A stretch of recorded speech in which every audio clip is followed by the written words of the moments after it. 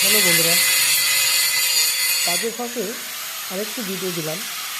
আমি পিছনেই বসেছিলাম, আমিও কাজ করতেছি, সবাই যাদের মতো কাজে ব্যস্ত। তখন ভিডিওটা করলাম।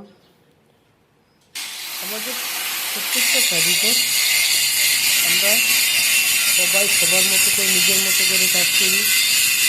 কীভাবে ভালো হবে, কীভাবে সুন্দর হবে, কীভাবে করলে কোন জিনিসটা ভালো হবে।